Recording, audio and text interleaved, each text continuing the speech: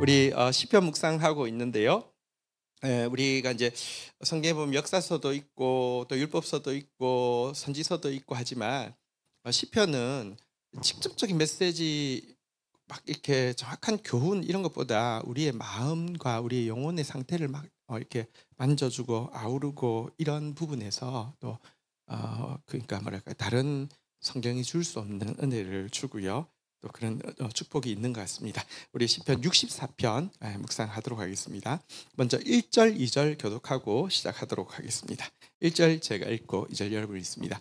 하나님이여 내가 근심하는 소리를 들으시고 원수의 두려움에서 나의 생명을 보존하소서. 2절 읽도록 하겠습니다. 시작.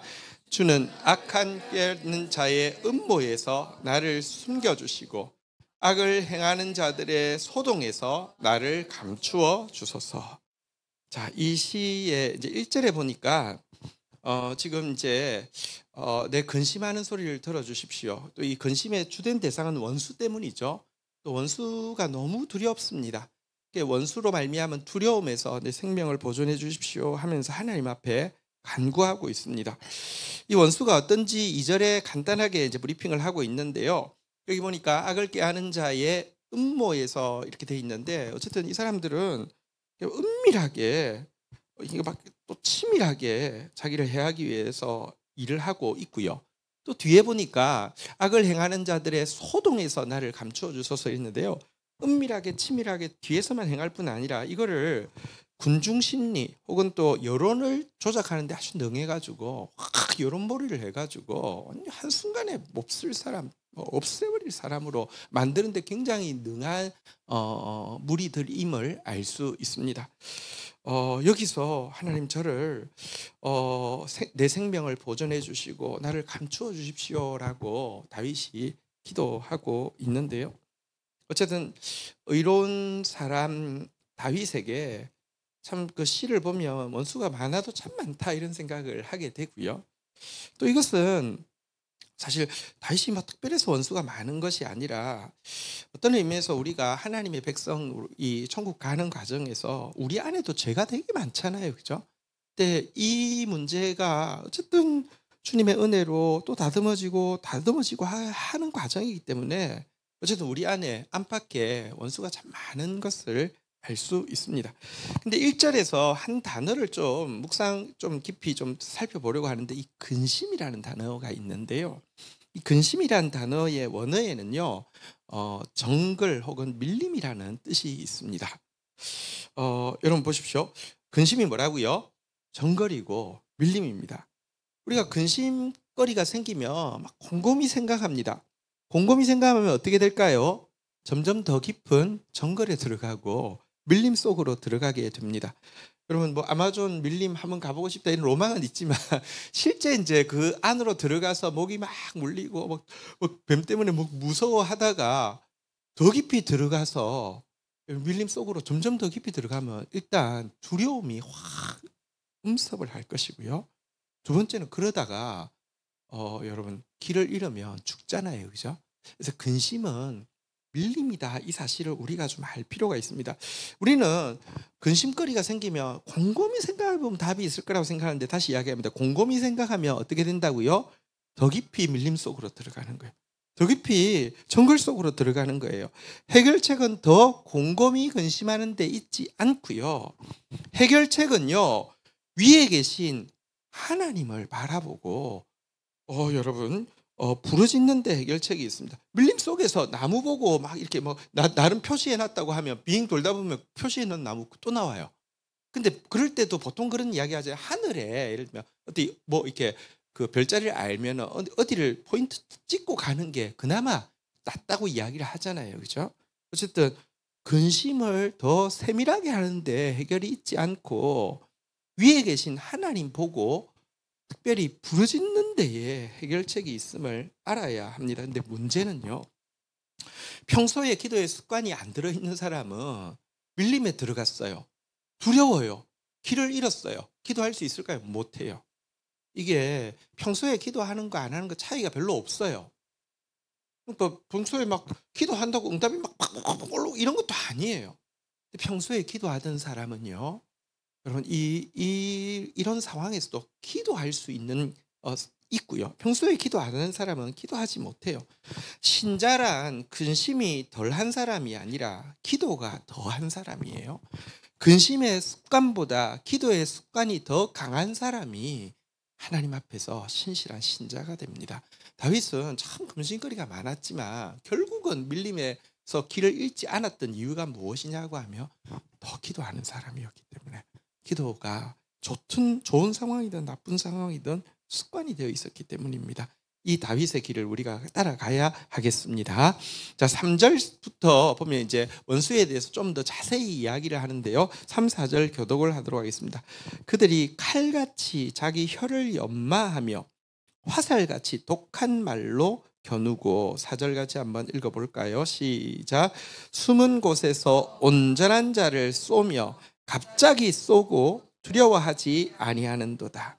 자, 이제 3절부터 보시면 이제 다윗이 자기 원수에 대해서 하나님 앞에 이제 하소연을 하는데요.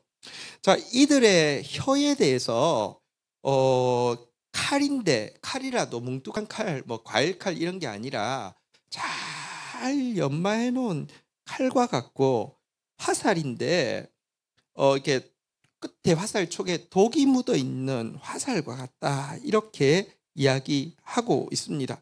그리고 이게 언제나 칼끝을 자기를 겨누고 있고 화살을 자기를 향해서 이렇게 겨누고 있는 상태이고요. 4절에 보니까요, 그러다가 그 불시에 갑자기 이 독한 말로, 이 죽이는 말을 이렇게 탁 쏜다는 것입니다. 그러면서도 여러분, 이 이제 독한 말, 죽이는 말에 과장한 말도 많을 거고요. 막 저기 뭐랄까요, 거짓말도 많을 거고요. 항상 그렇거든요. 근데 이런 거 하면서도요, 이게 거짓말을 이렇게 쑥스러워하면서 하면 표시나잖아요. 근데 이런 사람들은요, 이 원수는요, 사단의 이렇게 특기가 거짓말이잖아요. 거짓말을 자기 말처럼 할 수 있어요. 그래서 전혀 그런 말 하면서도 너무 당당하고 너무 자신감 넘치게 막 이런 말을 하는 것입니다. 진짜 무서운 것이죠. 여기 보니까 한번 따라했습니다. 온전한 자를 쏘며. 이 말은 다윗이 자기를 온전하다, 나는 온전하다 이런 말일까요? 그렇지는 않습니다. 성경에서 온전한 자라고 하면 거의 동의어로 어떤 사람을 이야기하냐고 하면요, 혀를 다스릴 수 있는 사람을 온전한 자라고 이야기합니다. 우리가 다 허물이 많은데 그나마 혀를 굴레 씌우면 온전한 자다, 이렇게 인정을 해주는데요. 무슨 말이냐고요? 다윗은요, 문제가 많죠. 그러나 말할 때 항상 그렇게 쉽게 거짓말 못해요. 쉽게 독한 말 못해요. 이렇게 하나님 두려워서 이렇게 쉽게 막 그 분노도 잘 표현 못하고 쉽게 이렇게 말을 못해요. 이런 사람을 하나님이, 그래도 우리 다 죄인이에요. 그래도 하나님이 은혜의 눈으로 온전한 자로 여겨주시는데, 하나님은 말 이렇게 제갈 물리는 사람, 말을 이렇게 뭐랄까 절제할 줄 아는 사람을 온전한 사람이라고 해주지만, 세상에서는요, 말 이렇게 잘 안 하고 이렇게 닫고 있으면요, 참고 있으면요, 바보예요. 이거 진짜 더 집중적으로 공격을 해요. 그러니까 다윗이 얼마나 그 고통스러웠겠습니까? 어쨌든 대적이 우선은 이렇게 말로 이렇게 그 날카로운 말, 죽이는 말을 불시에 막 이렇게 팍팍 이렇게 날리는 사람이다, 이렇게 이야기하고 있고요. 5절 6절에도 대적의 모습을 이렇게 묘사합니다. 교독하겠습니다. 그들은 악한 목적으로 서로 격려하며 남몰래 올무 놓기를 함께 의논하고 하는 말이 누가 우리를 보리요 하며, 6절 읽겠습니다. 시작. 그들은 죄악을 꾸미며 이러기를 우리가 묘책을 찾았다 하나니 각 사람 속뜻과 마음이 깊도다. 자, 이들이 이제 독한 말을 하는 데는요, 5절에 보니까 악한 목적이 있습니다. 악한 말은 악한 목적이 있어서 나오는 것입니다. 그런데 이들은요, 이 악한 목적, 그러니까 어쨌든 하나님의 사람, 하나님 뜻대로 이렇게 하나님 경외하면서 사는 사람, 몸부림치면서 하나님 이렇게 기뻐하시는 일을 하려고 하는 사람 죽이는 게 그들의 목적인데요. 이런 목적을 여기 보니까 모임에서 서로 격려합니다. 잘한다, 서로 격려하고요. 또 함께 남몰래 올무놓기를 의논한다 이렇게 이야기합니다. 그러니까 이런 악도 혼자 있는 것보다 같이 하면 훨씬 더 힘이 세지거든요. 근데 어쨌든 악한 목적을 위해서 막 잘한다 하고 막 더 막 그 악한 아이디어를 내게 하고는요. 또 그거에 대해서 막 의논하고 막 이렇게 하고 있는데요. 이들이 이렇게 그 만들어낸 이 그 의논한 안이 어떤 정도냐고 하면 6절에 보니까요. 제약을 꾸미며 이러기를 한번 따라하겠습니다. 우리가 묘책을 찾았다. 이거다 하면서 이제 답을 찾았다는 것입니다. 근데 이게 얼마나 완벽한 이렇게 틀이든지 다윗 잡기에 다윗 확실히 죽일 수 있는 확실한 묘책이어서 이거는 이게 빠져나갈 틈이 안 보이는 여기 보니까 각 사람의 속뜻과 마음이 깊도다. 이게 만약에 이게 좋은 일이면 진짜 상 받아야 될 정도인데 이제 나쁜 일이어서 그런데 완전 정말 너무 정교해서 이거 딱 이거 듣는 순간 난 끝났어 할 정도의 묘책을 결국은 찾아냈다 이렇게 이야기하고 있습니다. 이들은 왜 이렇게 똑똑할까요? 이유가 있습니다. 마귀의 괴계라고 하는데 이 괴계라는 것은요. 그 악한 음모라는 뜻인데 마귀는 의로운 사람을 넘어뜨릴 만 가지 괴계를 가지고 있습니다. 근데 우리가 이 악인들이요 모여서 하나님의 사람 죽이려고 하면요. 여기 아이디어가 샘솟듯이 나옵니다. 왜? 뒤에 마귀가 괴계를 계속 공급해 주기 때문입니다. 어쨌든 이런 무시무시합니다. 말 한마디만 들어도 확 죽을 것 같은데 이들이 막 의논을 막 세미나 하면서 뭐 해가지고 완벽한 계획을 뒤에서 꾸미고 이건 빠져나갈 틈이 없는 이 일을 하는 존재다 이렇게 이야기하는데요. 5절에 한번 한 단어를 좀 볼 필요가 있습니다. 한번 따라하겠습니다. 누가 우리를 보리요. 여러분 이 그 완벽한 계획을 아무도 모르게 한다 뭐 이런 뜻도 있고요. 또 이런 계획을 하면서 여러분 사실 지금 이스라엘 사회에서 다윗을 죽이려고 하는 사람들은 다 겉으로 보면 지금 형식으로 치면 기독교인들이죠. 왜 전부 다 하나님께 제사하고 여호와의 이름을 부르는 사람들이니까. 여러분 진짜 하나님의 이름을 부르는 사람 중에서 실질적으로 하나님을 믿는 사람은 몇 명일까요? 하나님을 믿는다는 말이 무엇일까요? 하나님이 보고 있음을 믿는 존재잖아요. 그죠? 근데 기독교인 중에서 누가 우리를 보리요? 이 사람 엄청 많습니다. 여러분 한번 보십시오. 기독교 뭐 장로 권사 이런 사람들이 온갖 뭐 뇌물, 온갖 거짓, 온갖 비리 하면서 하나님 이름 또 교회 주일날 교회 가면 아무렇지 않게 하잖아요. 왜 그런 줄 아세요? 누가 우리를 보리요? 그런 장면을 하나님 안 본다고 생각해요. 다시 말하면 사실은요. 오늘날 기독교인들 참 많지만 실질적으로는 하나님 없다고 생각하는 기독교인들 넘쳐납니다. 진짜 하나님 있다고 믿으며 진짜 천국과 심판이 있다고 믿으며 진짜 보상과 보복이 있다고 믿으며 하지 못할 말 행동들 넘쳐나는 이유가요. 기독교는 이제 하나의 그냥 문화가 되었고요. 여러분 그냥 하나님은 그냥 하나의 이 뭐랄까요?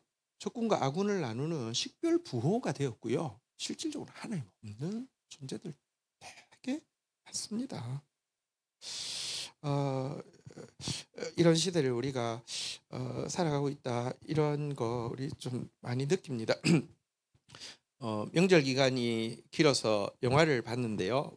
One Battle After Another라는 이제 뭐 그 영화를 봤습니다. 그러니까 지금 이제 미국 사회에서 일어나는 일들에 대해서 이렇게 이제 그 쭉 좀 이야기하고 있는데 어쨌든 이제 이민자들 몰아내고 그러니까 혼혈 이렇게 이런 것들을 막 없애버리고 뭐 이렇게 뭐 장애인 뭐 이런 사회적으로 실패한 사람들을 막 몰아내고 죽이고 깨끗하게 하는 거 이게 자기들이 사명이다라고 하는데 그 단체 이름이 크리스마스 뭐예요? 이게 이름은 정확하게 기억을 못 하겠어요. 그러니까 그 은밀하게 그 뒤에서 이렇게 이제 그 미국 사회를 움직이는 그게 이제 크리스마스 뭐예요. 그리고 이제 그들이 모일 때 이제 그 뭐랄까 캐롤이 막 나오죠. 이렇게 이제 그 악한 그러니까 그럼 보십시오.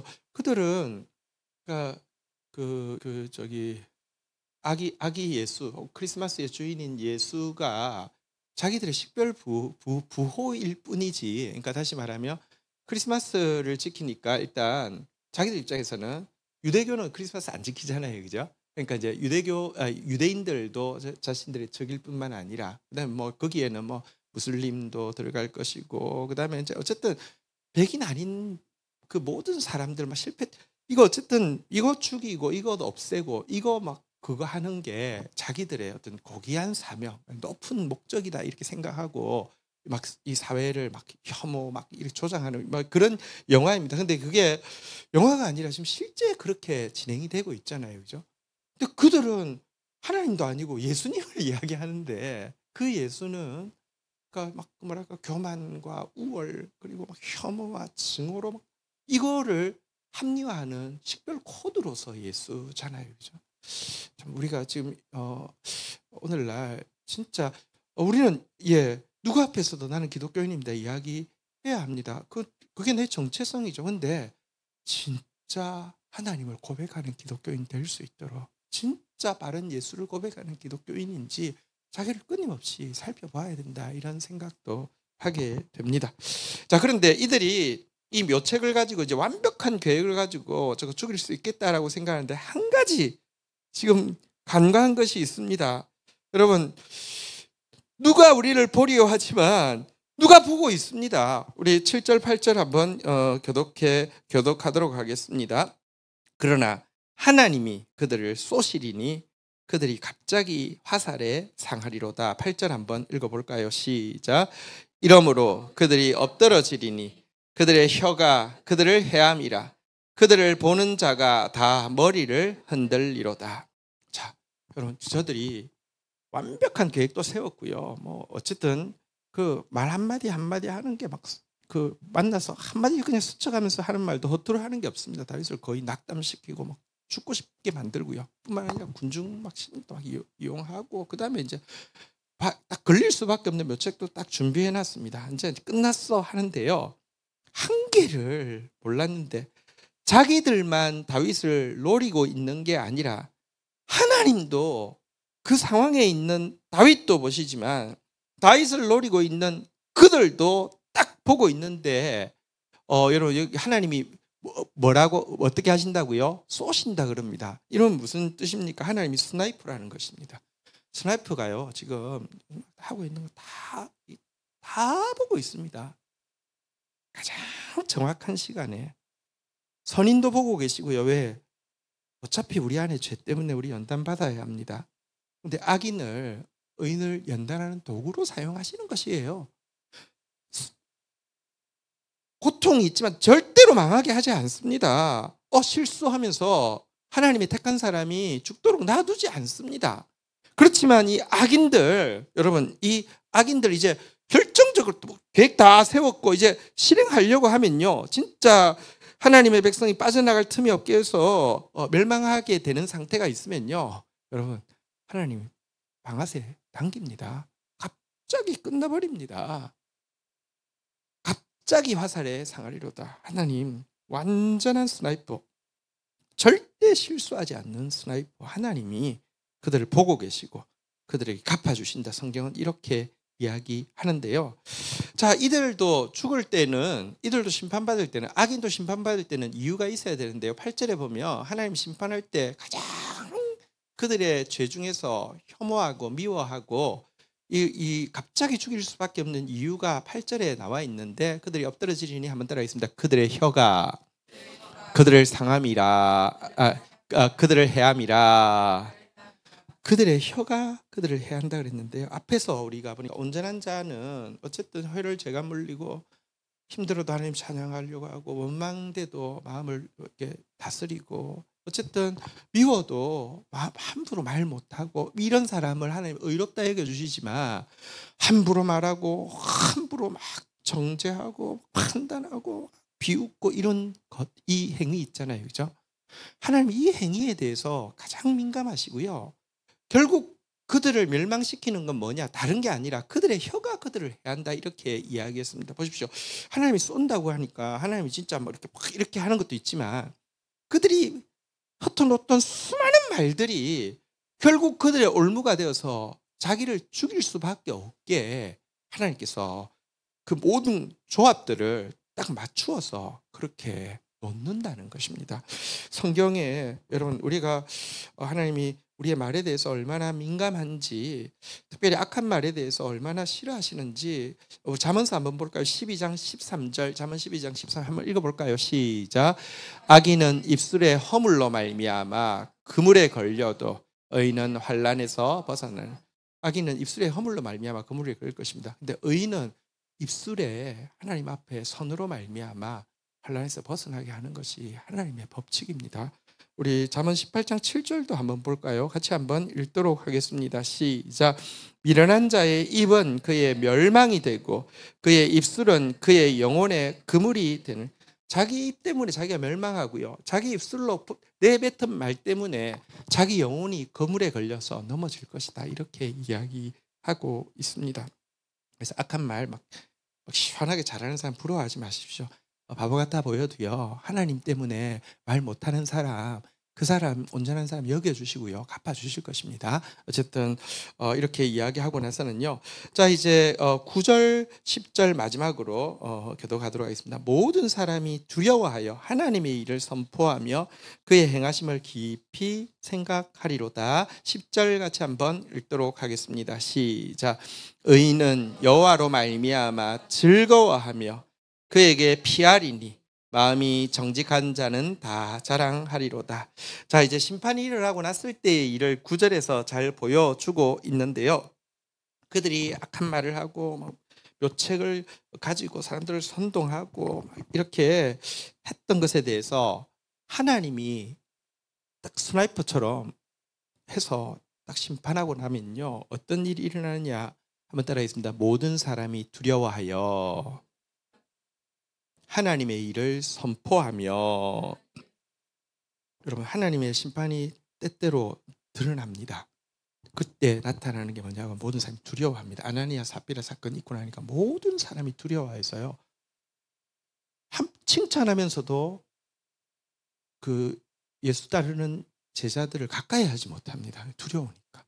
모든 사람이 두려워하면서 하나님의 일을 선포한다. 그런데 이게 무슨 말이냐고 하면 하나님이 분명히 일하시는 분임을 선포한다는 뜻입니다. 하나님 일 안 하는 것 같죠? 진짜 하나님 일 안 하는 것 같습니다. 근데요, 때가 되면 하나님이 일하십니다. 그리고 사람들로 하여금 하나님의 일을 선포한다. 하나님이 일하시는 분이시다. 한번 따라하겠습니다. 하나님은 일하고 계십니다. 우리 옆에 분들을 격려합시다. 하나님은 당신을 위해 일하고 계십니다. 우리 공동체를 생각하면서 선포합시다. 하나님은 우리를 위해 일하시는 하나님이십니다. 근데 일하시는데요, 그가 일하시는 것에 대해서 한번 따라하겠습니다. 깊이 생각하리로다. 하나님 일하시네?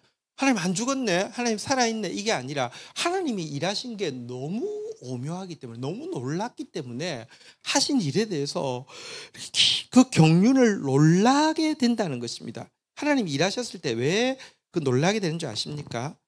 하나님이 하신 일을 보면요, 의인이, 그러니까 이런 과정을 통해서 믿음이 자라고 성품이 자라고, 뭐랄까요, 하나님의 신실하심을 이렇게 닮아가고, 어쨌든 의인을 성장시킨 하나님 보면서 하나님 그래서 그렇게 참으셨구나, 그래서 그렇게 기다리셨구나, 하나님 너무 놀랍다, 이렇게 이야기하고요. 또 한 가지, 악인의 심판도 악인의 분량이 채워지고 나서 하나님이 일하시는데, 그 심판 받을 때만 해도 잘 몰랐는데 심판 받고 나서 그의 모습들이 드러나게 되는 걸 보고 정말 이때 심판하지 않으면 안 됐기 때문에 심판했구나, 정말 하나님의 심판이 옳구나, 이거를 알게 함으로 말미암아 사람들이 깊이 생각하는 겁니다.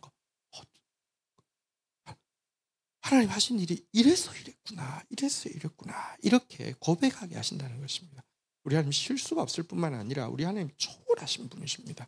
마지막 10절이 보면요, 그리고 이렇게 여러분 대적의 심판이 임하는 날, 또 내가 이 뭐랄까요, 정글 같은 근심의 문제에서부터 벗어나는 날에 대해서 이렇게 이야기하고 있는데요. 한번 따라하겠습니다. 의인은 여호와로 말미암아 즐거워하며 그에게 피하리니.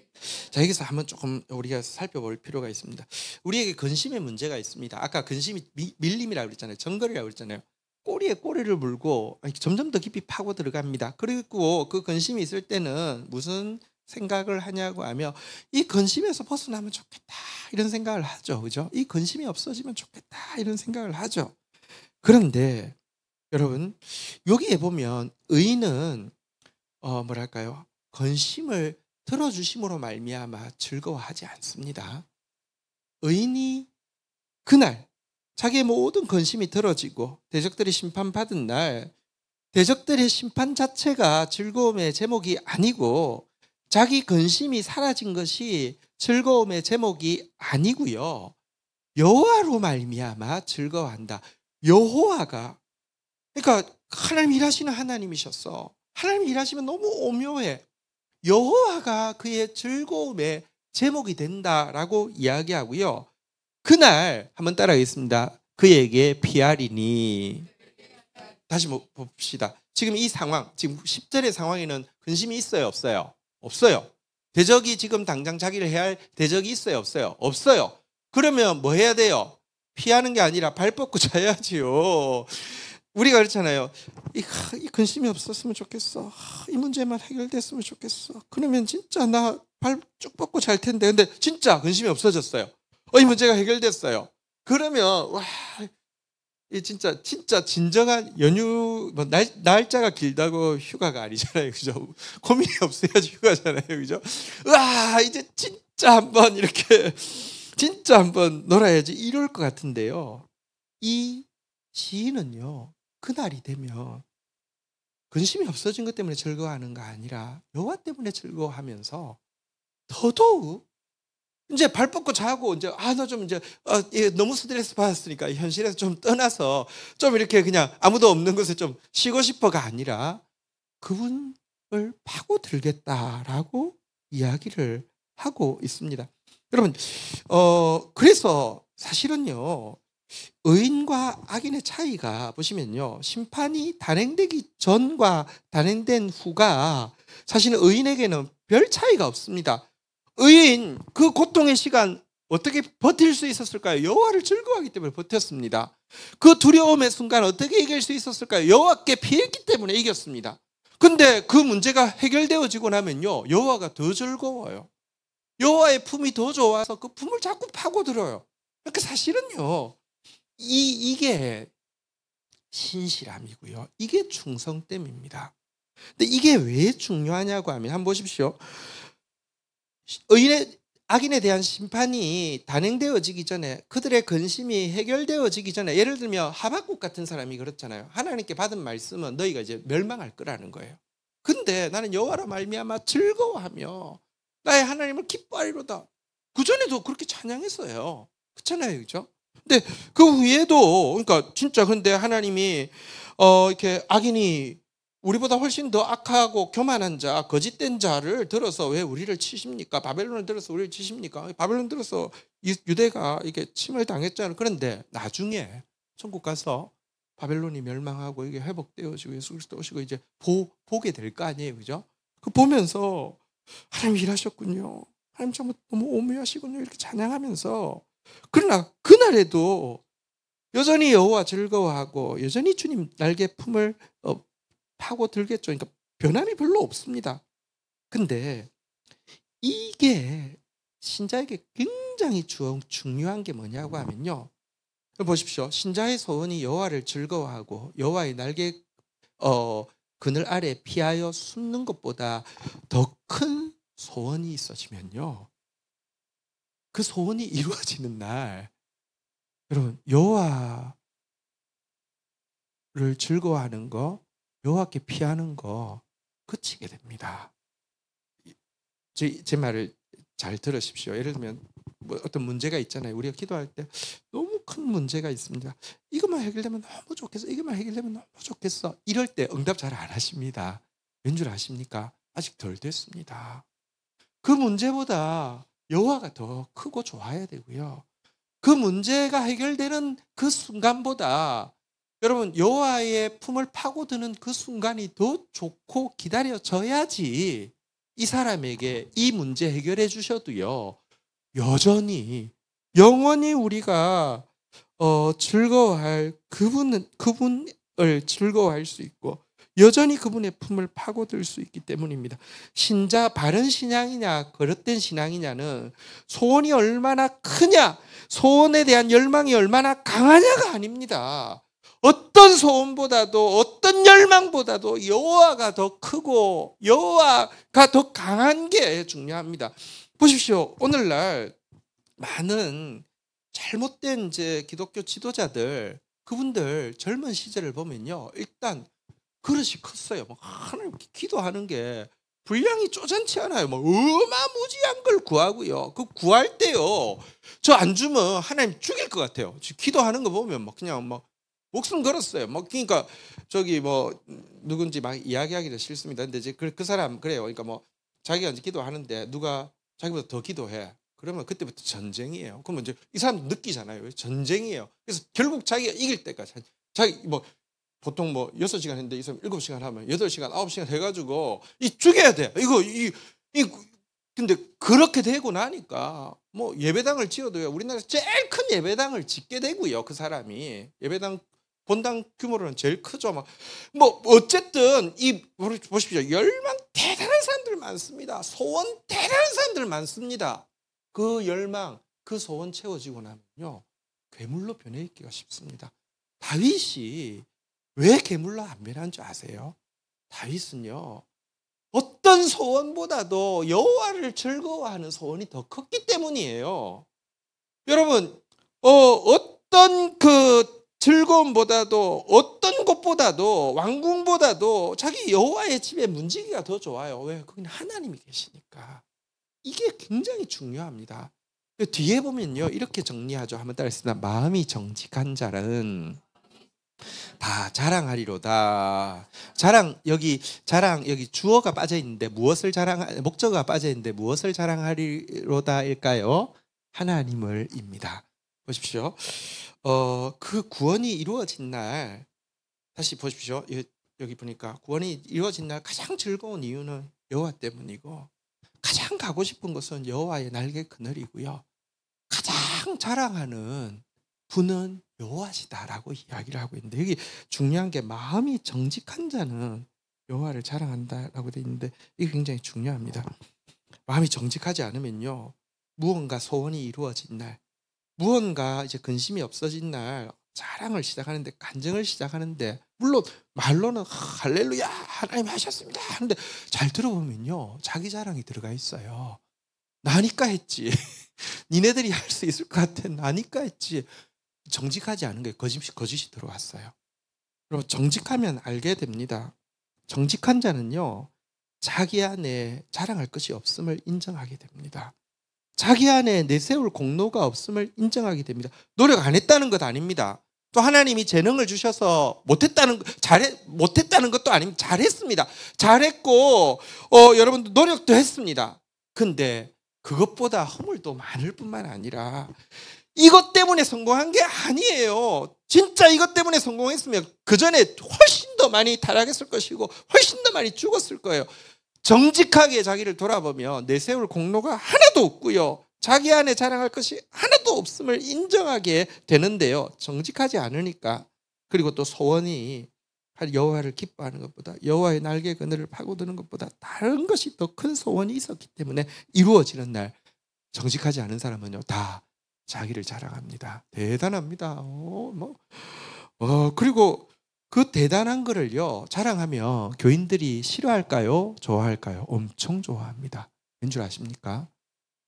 하나님 자랑하는 것보다 목사가 자기 자랑하면요 교인들요 에이 하면서 엄청 좋아합니다. 나도 그렇게 되고 싶으니까. 눈에 보이지 않는 하나님보다 저 사람 말만 들으면 대박 날 것 같으니까. 그리고 나도 저 시키는 대로 잘하면 나도 자랑하겠네 이러니까 이게요. 이게 사람들을 이렇게 확 지는데 얼마나 유용한지 아십니까? 대부분 그래서 악한 지도자들이 그렇게 해요. 천만의 말씀입니다.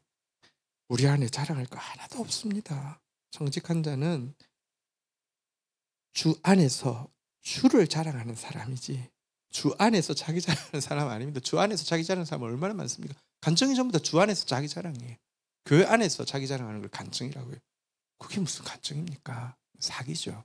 거짓말, 나 거짓말쟁이입니다 라고 드러내는 것입니다. 이런 점에서 진짜 자기를 자랑하느냐, 주님 자랑하느냐, 이게 정직한 자냐, 거짓된 자냐, 의인이냐, 악이냐를 가르는 분기점이 됨도 알 수 있습니다. 오늘 우리 다윗이 이렇게 뭐랄까요, 근심의 밀림에서 이제 시를 시작했고, 대적들의 그 뭐랄까요, 그 막 날카로운 말과 그 완벽한 그 음모로부터 시작했지만 하나님이 겨누고 계신 것 보고요. 하나님이 일하시고 나면 하나님 일하시는 하나님이시라고, 하나님은 너무 오묘한 하나님이라고 노래하게 될 것을 바라보고 나서 우리 결론 10절만 다시 이 고백이 내 고백 되면 오늘 이 시가 내 시가 되는 거죠. 우리 10절 지어는 하면서 자기 이름 넣어서 한번 고백할까요? 시작. 지어는 여호와로 말미암아 즐거워하며 그에게 피하리니 마음이 정직한 자는 다 자랑하리로다. 아멘. 그런 저와 여러분들 되기를 주의 이름으로 축복합니다. 자리에서 일어서시겠습니다. 함께 우리 찬양하며 나가겠습니다.